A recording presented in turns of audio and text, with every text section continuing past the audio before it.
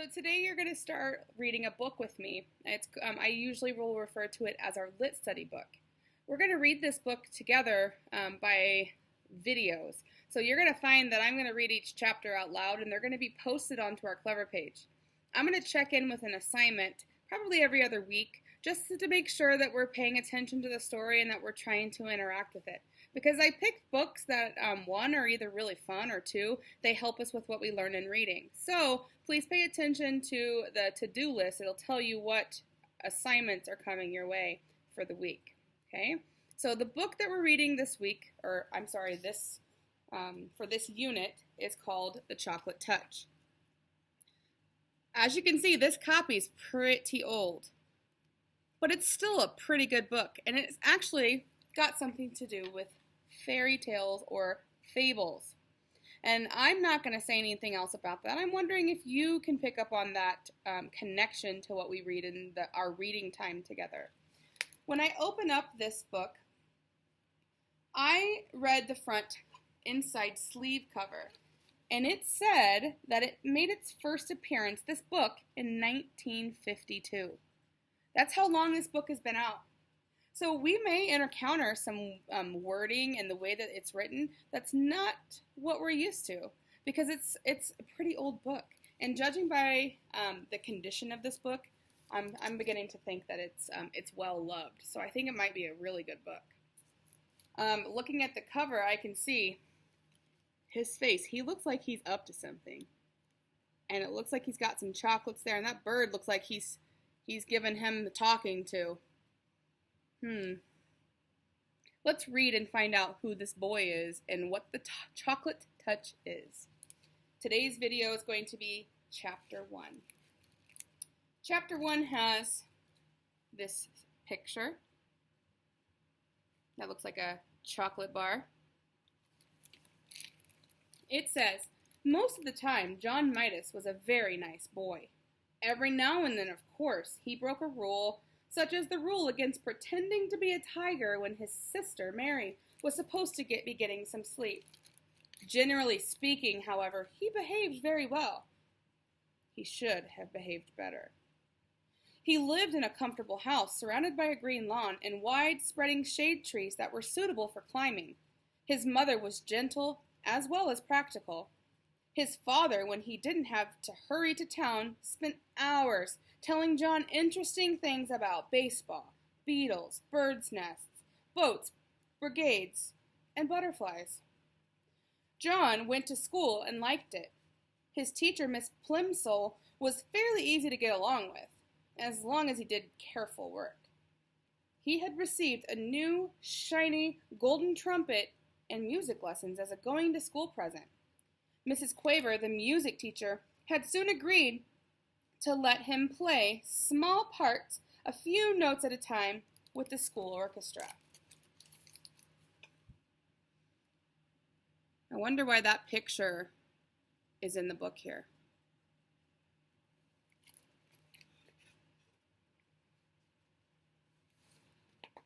Finally, there was Susan Buttercup. Who was in his class? Susan had soft yellow curls, round pink cheeks, blue eyes, and one of the best collections of marbles in the entire neighborhood. John should have been completely well behaved, but he wasn't. He had one bad fault. He was a pig about candy. Boiled candy, cotton candy, licorice, all sorts, old-fashioned toffee, candied oranges and lemon slices, Cracker Jacks, jelly beans, fudge, blackcurrant lozenges for ticklish throats, nougat, maroon glances, acid drops, peppermint sticks, lollipops, marshmallows, and all of the above, chocolates. He devoured them all. While other boys and girls spent their money on model airplanes, magazines, skipping ropes, and pet lizards, John studied the candy counters. All his money went on candy, and all his candy went to himself. He never shared it. John Midas was candy mad. At lunch one Saturday, Mrs. Midas noticed a couple little red spots on the end of John's nose. "Look," she said to Mr. Midas, "John has spots." Mr. Midas leaned forward and looked at them. He gravely shook his head and clicked his tongue. John tried to look too, but it was very difficult to see the end of your own nose without a mirror unless you happen to be an elephant with a long nose that you can bend double. When John tried to look at the end of his nose, first with one eye, and then with the other, and then with both together, all that he could see was a pink blur. Besides, trying to look at something so close made his eyes ache. "I can't see any spots, Mother," John said. "Well, I can," Mr. Midas said. "Just because you don't see a thing doesn't always mean it isn't there. Try feeling the end of your nose with your finger." John rubbed his finger over the tip of his nose. It did feel a bit rough. "It may be measles," Mrs. Midas said, anxious. She placed her hand on John's forehead to feel whether he was warmer than usual. "But I don't think he has a temperature," she decided. "I suspect John has been eating too much candy again," Mr. Midas said. "Have you been eating candy this morning, John?" "Some," John admitted. "What?" Mr. Midas asked. "Well," John replied, I had a few cream delights. Susan gave them to me." "Anything else?" Mr. Midas asked. "A little toffee crunch," John said. "And what else?" Mr. Midas asked, beginning to look cross. John's ears grew red. He knew he wasn't supposed to eat candy before meals. Only, hardly anything else," he said. "John," Mr. Midas said, and his son recognized that tone. It meant that John had to tell everything. It turned out that John had been around to see most of his friends and had managed to get candy from nearly all of them. The list he recited was a long one. "No wonder you have spots," Mr. Midas commented at last. "I think we'd better take John to see Dr. Cranium," he said to Mrs. Midas. Dr. Cranium was a tall, thin man with a bald head and a gray mustache. He looked through his glasses at John and said, "He eats a lot of candy," Mr. Midas said. "He hasn't been eating his meals properly," Mrs. Midas said. "That's just what I thought," Dr. Cranium said. "I can tell by looking at him that he eats way too much candy." The doctor shone a little electric light into John's right ear. Then he shone it into John's left ear. Then he shone it into John's nose.